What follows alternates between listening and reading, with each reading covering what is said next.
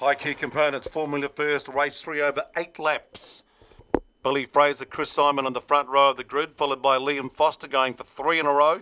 Brody McConkey, 23, Caleb Nato, Reese Hendel-Cox, Crawley, Clark, Smith, Hurst, Evans, Greenwood, Dillo, Hawley and Scammell.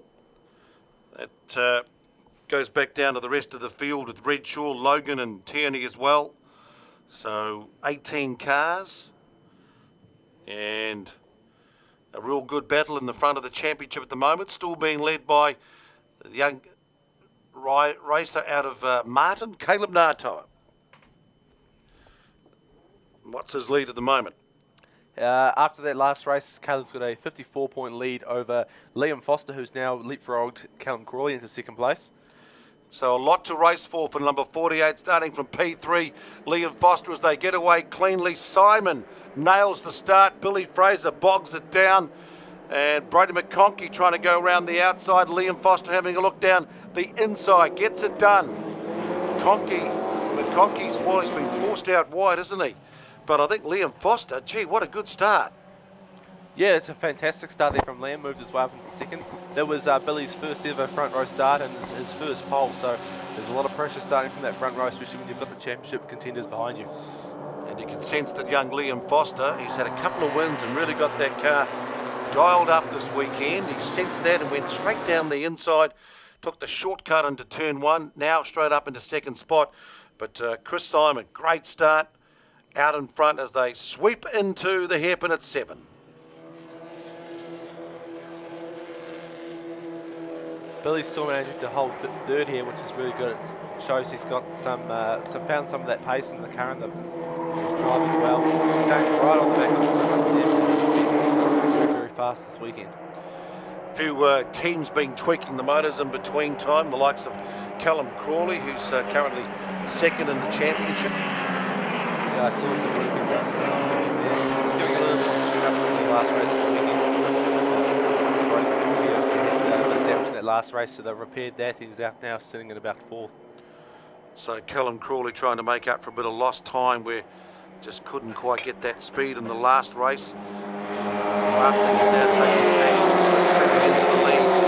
Down the inside, Liam Foster, like they will do right through. What happened to Chris Simon? He sort of lost a bit of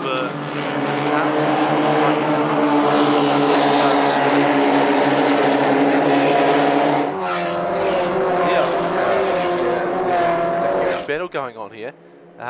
Lots of cars, all in that front bunch from down to 9th, I think. So that's it's pretty cool to see. The grid was a little bit of a shake-up to what we're used to. Some of the more inexperienced guys were up the front of the field, and all of our championship leaders were sort of dribbled throughout.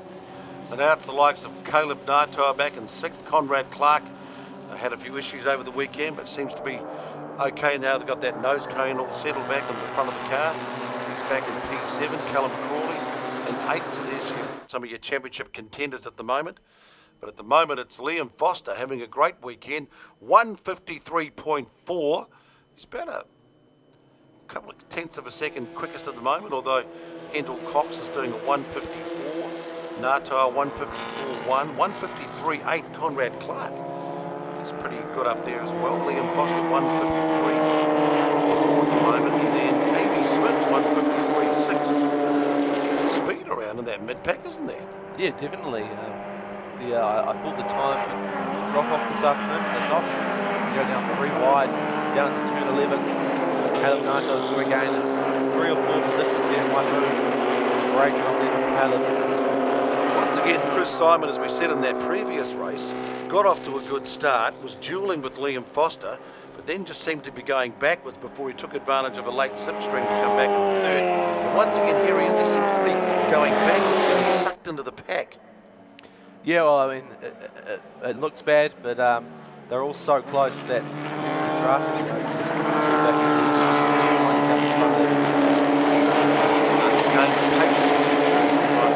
yeah, it's a game of fast-paced chess, I tell you what. So you worked on the motors in the Formula Ford. What about the Formula Vs, the 1200 horsepower V-dub motors? Different to work on? Yeah, definitely. I haven't done a lot of work with the Formula V, the Formula First engines. but they're very different. Obviously, the Formula Ford is a inline 4. These guys are running a sort of boxer engine, and a lot older too. So it's all about placing the car in the right part of the track, because you're going to get everyone else doing exactly the same. Look at this little single-seater freight train. So Liam Foster, 150.3 his last lap, 148.408 is the lap record, still held by Taylor. Yeah, right. Let's look at the gaps now. The top 10 cars are separated by 4 seconds. It's a pretty good testament to how close the class is. This is the patience game, the waiting game. Liam Foster's cleared off, got some speed in their car. Brady McConkey trying to make the move now, and he does so. No, he's been done. He's been done by Billy Fraser, who's made a comeback from bogging down at the start. So, as you say, you may make one little mistake, but if you stay in the slipstream, stay in the draft, you can bring it back. Let's see what McConkey can do in car 23 here. Down the big long straight. Fraser moves over, so McConkey's going to take the inside line. It goes late and hard under the brakes. Smooth. When you say late and hard, you're not jumping on the brakes, you're actually just squeezing. You don't want to flat spot the tyres, you go deep into them. Yeah, there's 2 different options for brakes in this category. You've got your drum brakes, which is your more traditional option, or you've got the more modern disc brake system. So there's a mixture of them throughout the field. I look now, I think the top 2 cars are disc brakes. Billy Fraser, he's on drums. The championship leader, Caleb Nato, he's on discs. But yeah, it's the technology's different. It all comes down to the driving technique, because they're equally as competitive depending on the driver's technique, I suppose. And I suppose the driver preference and what makes them feel good, what gives them the confidence. Yeah, exactly. I mean, the championship winning car before last year with the Bramwell King, Michael Shepherd, he has won 7 championships, his brother 2 championships in that car, and that was on drum brakes. He's with this brake guys. Battle there between number 5, Reece Cox out of Edgecombe, and number 11 car of Connor Clark from Taupo, Speed Sport Scholarship winner. 2 wins out of 20 races, been on the podium at least 10 times. So Billy Fraser's actually found some speed in number 14. He's just done the fastest lap. He's done a 150.191. It's not a bad time that lap, but it's going to be a close battle between him and Brody for second there. Liam Foster is just streaking away. A lot of pace in that car. The real battle's going to be for third, and by the looks of it, they'll go 4 wide down the back straight. So Foster hanging on to McConkey. Fraser in the battle for second. Fraser's up into second spot. There's Chris Simon now coming back into it. Got swallowed up by some of the other drivers. Now he's charging back up through the field and made the most of being able to redraft and slipstream his way back up into contention again. So Foster a 150.018, 149.9 by Billy Fraser, who's grabbed second spot after starting on pole. Now really warming to his task and getting himself back into contention. 55, Amy Smith. She's had some speed over the weekend, doing 151s, and Callum Crawley in 79. He's the man who's currently second in that championship behind the 15 car of Caleb Nato up in front. They said he was doing a bit of tweaking on that 79 car. Yeah, he was before the race. I'm not exactly sure what it was, what they were trying to achieve. Obviously trying to achieve more speed, but yeah, that's a little bit. In the LV out of Fielding. I'll tell you what, this number 48 car, number LV. Yes. Yeah, the LV of Liam Foster, number 48 out of Papatoetoe, and 150.018, so very, very consistent lap times.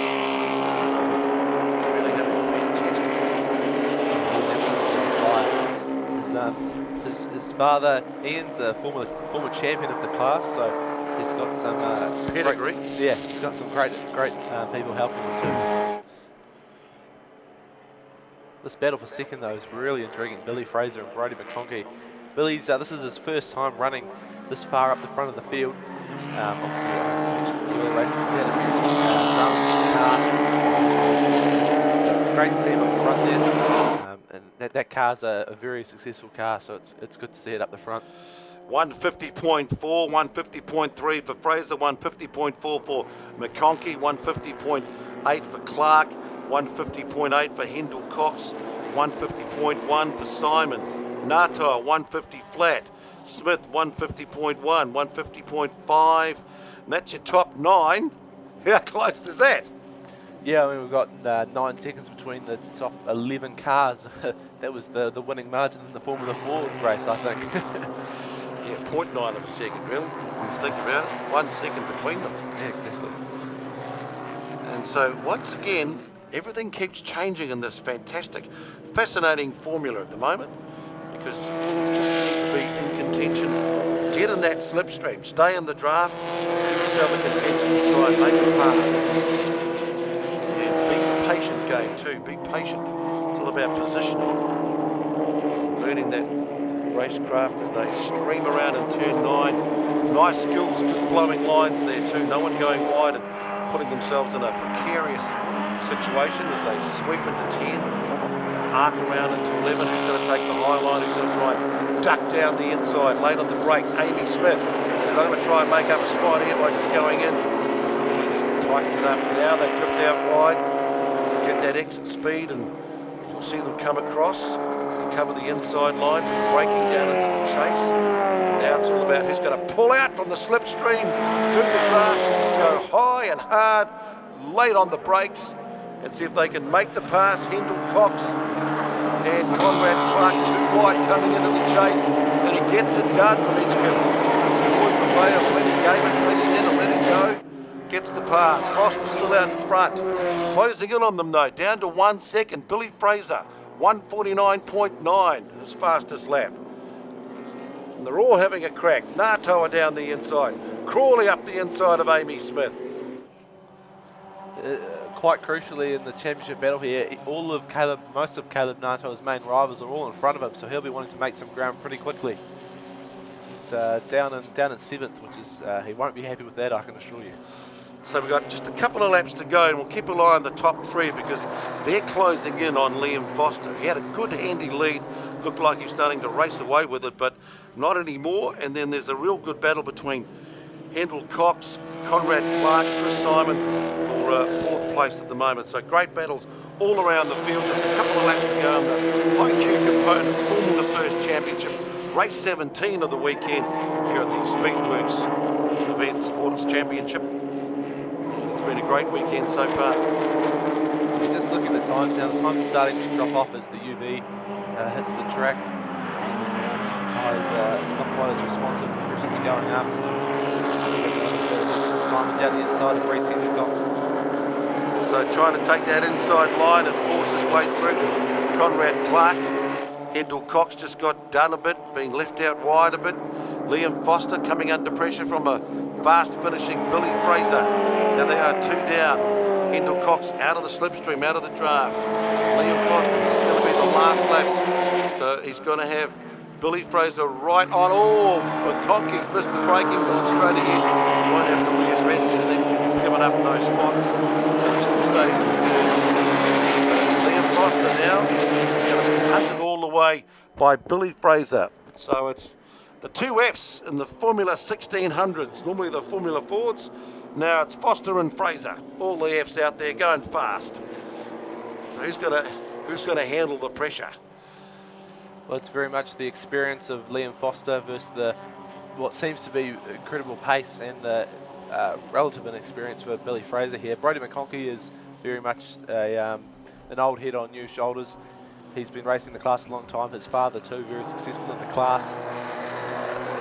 Billy looks like he might be able to just get into range of getting a toe off Liam here down the back straight, so that'll be a good one to watch. But otherwise, the battle for the podium, Clark, Simon, Nata, Hendel Cox, Smith and Crawley will be another great one to watch down the way. So it's Foster, Fraser, McConkey. There's your top 3. They should finish that way. The big question is, can Fraser position himself into and out of turn 10 and 11 to try and make a last dance and a last chance move on Liam Foster. So here we go. Here's the exit onto the main straight. He's too far away for that slipstream.